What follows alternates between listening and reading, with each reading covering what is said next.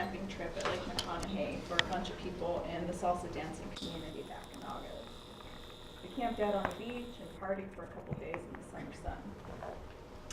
Faced many challenges over that weekend, from before we left until after we got home. But I don't have time to tell you about everything that went wrong. We intended to leave Thursday morning so we could set up camp before it got dark, but we didn't get on the road until just before rush hour. We stopped to buy food along the way, but AJ's truck wouldn't start when we left the store. He replaced the battery, and we were finally on our way, but we didn't get to the lake until after midnight. We spent that first night in my vehicle, and were up with the sun Friday morning. We drove down to the beach and started setting up our campsite.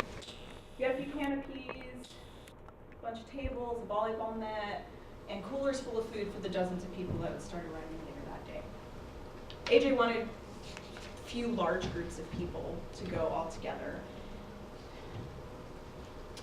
But everyone decided to leave at a different time, so he spent all day Friday and Saturday ushering people down to where we were at on the campsite. Our DJ, and this other guy over here, ate a dozen hot dogs between the two of them as soon as I got there.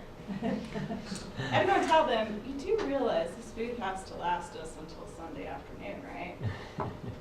AJ had gone to help his friend unload his jet skis at a dock and called to say that his truck wouldn't start again.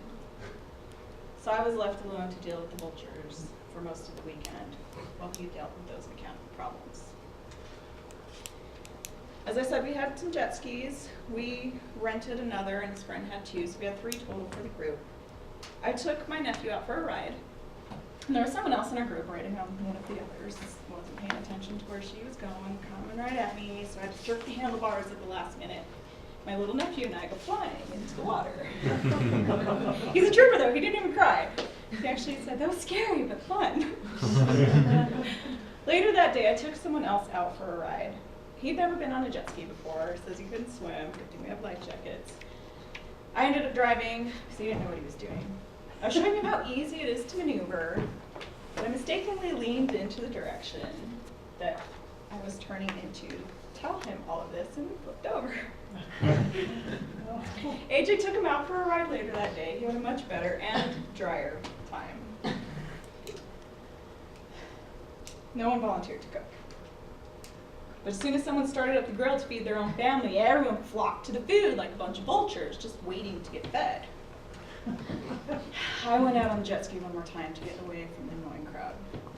There was a storm brewing in the west. I figured, you can't see all the pretty colors. There we go. Probably can't see him back there either. Thank you. Oh, it's gorgeous out there. I thought it'd be like the summer storms we get here. Blow over pretty quickly, probably wouldn't rain very much. I'm out on the water watching this come in. So I went back in. My daughter needed to go to the bathroom, so I walked her up to the campground facilities. The wind started picking up. Sand grains attacked us from every angle. It started raining on the way there. By the time we walked out of the bathroom, there was a torrential flood pouring down on us. We walked back to the beach just in time to see our canopies blowing away in the wind, dozens of people frantically trying to better anchor their tents in place. No one had bothered to collect firewood during the day, so a bunch of guys wandered around in the dark. Made some s'mores once that was set up. We were much better prepared for the storm that blew in on Saturday, though. And you can see here we have quite a few big tree trunks. We drug back about 3 trees for us to chop up that afternoon. Saturday was also the day that AJ got a ticket from the park rangers for riding his jet ski too close to a boat. I think they were just upset because they'd come by the day before to talk to us about the alcohol that we weren't drinking. We went for a short hike that afternoon to watch the sunset with a few of our friends. It's actually us right here walking back. That's a little hill that we climbed up. We noticed when we were on our way back that some moron had decided to light the fire. It was already windy, so we had to go put the fire out before hot embers blew all over and set everything on fire.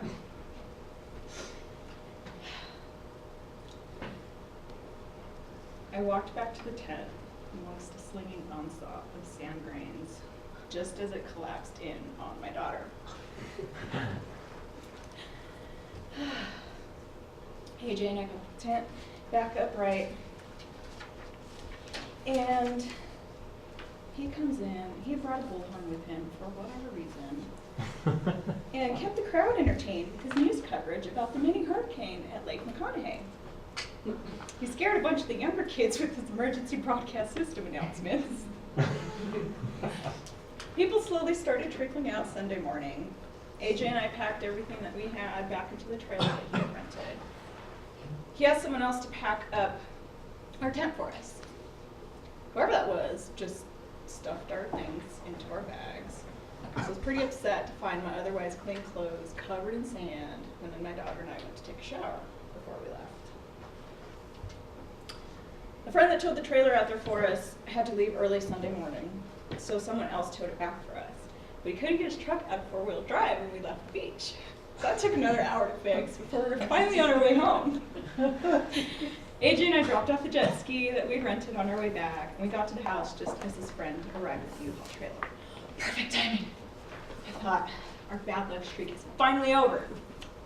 AJ and I wanted to unload everything so we could just sleep in the next morning. We couldn't find the key to the lock that he put on the trailer. I took my daughter home, we went back to AJ's the next morning to help him wash the sand off of everything and put it all away. After he called the locksmith to cut the lock off the trailer. Throughout that trip, I kept thinking, this is only a test. God is totally testing me right now. When I wasn't having a great time jet skiing or tubing or playing volleyball or dancing or just watching the kids have fun, I was in a bad mood. I was upset at all the people that refused to help us with anything and all the dumb stuff they kept saying and doing. I managed not to lose my temper or yell at anyone though, and I learned a lot from AJ about how to be a lot more grateful for all of life's little blessings.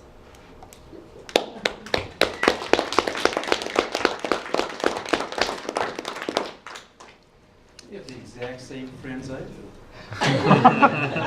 In fact, my one friend Russ is like AJ's twin. Exactly like AJ's twin, especially if he ate 12 hot dogs.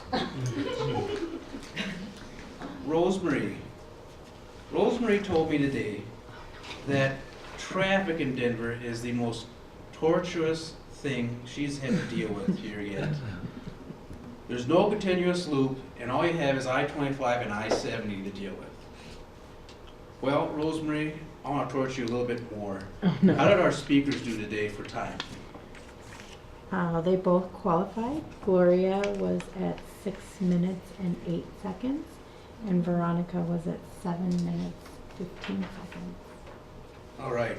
For our guests, take the small piece of paper that you picked up at the beginning there and vote for who you thought gave the best speech. And now, as you're handing that around, there's a basket that should be handed around and given back to Sean. Todd will come up and torture some random individuals with some excellent table topics, I'm sure. You almost ready, Todd? Ready to go.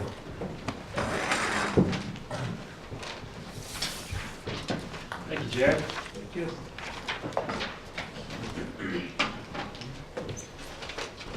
Good afternoon, everyone. For those of you not yet acquainted, Table Topics segment, I will be proposing questions or prompts to those individuals, those lucky individuals. I call them to come up here, and then they'll have an allotted amount of time to talk about that prompt or question. Great. And at this time, I'd like to ask the timer to please give us the